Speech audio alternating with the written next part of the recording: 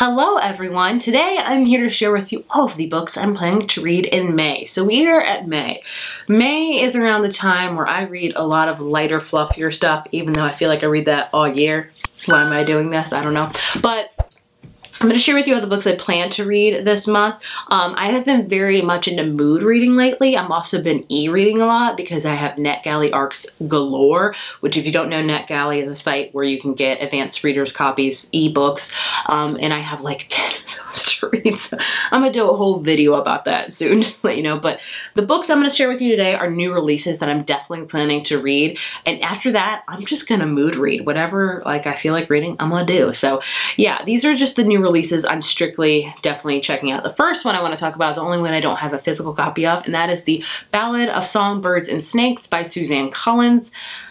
This one comes out, I want to say the 19th. I'm probably wrong, but this is the prequel to the Hunger Games. We follow President Snow, which I was really excited about this when I first heard it come out, and then when I heard it was about President Snow, I was like, not that excited about it anymore. So I still plan to read it. I don't know if I'm going to enjoy it or not. We'll have to see, but I'm definitely going to read it and share with you my thoughts. And then I have 3 adult books I want to check out that are new releases this month, and 3 YA books that are new releases this month. If you don't know, I like to read things in threes because of 3 recent reads videos. It's just how I'm wired. First up, the one I am most excited about this month is Beach Read by Emily Henry. This one comes out on the 19th.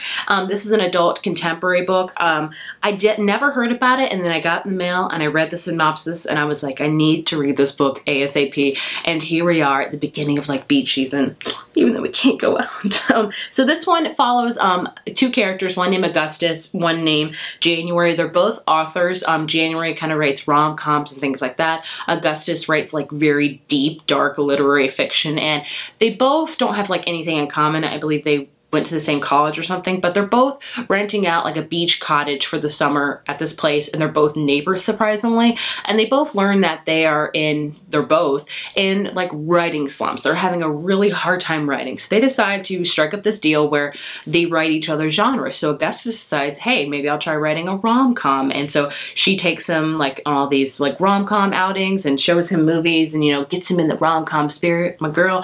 And then we also have, and then we have January deciding to write a very kind of, really intense literary fiction. So he takes her to like, a surviving backwoods death cult.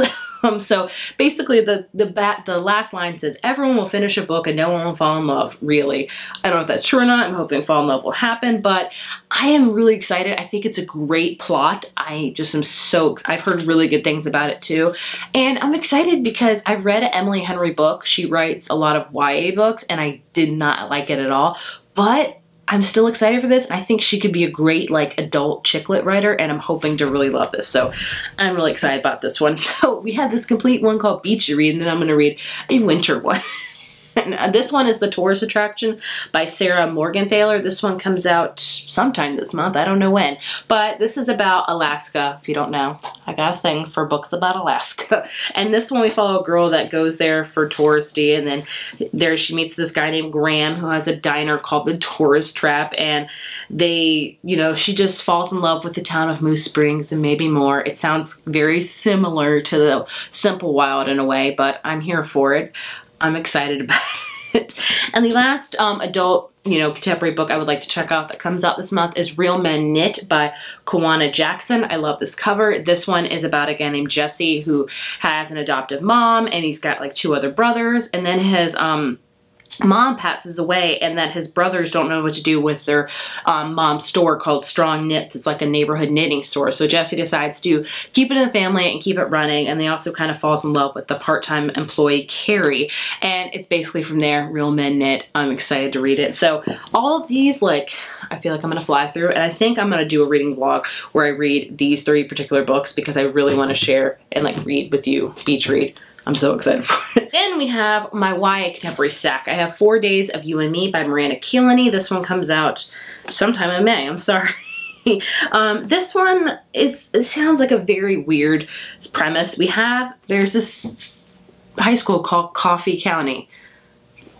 It's real, or at least it's in the book. And they have a class trip, and it's about Lulu and Alex, who has like friends, and they've been more, but I don't know. I think it's about 4 days of them getting connection to friends again, but maybe something more. 4 days of you and me. I've read Miranda Killany's books before, and I do enjoy them. They're just light, fun, cute reads. Then I have My Summer of Love and Misfortune by Lindsay Wong. I don't think I've read a Lindsay Wong book. And this is about a girl named Iris who is having a really hard start to summer. Her boyfriend cheated on her. She didn't get any colleges, and she has no idea what to do with her life, which I'm just like, oh, I feel like I want to hug this girl.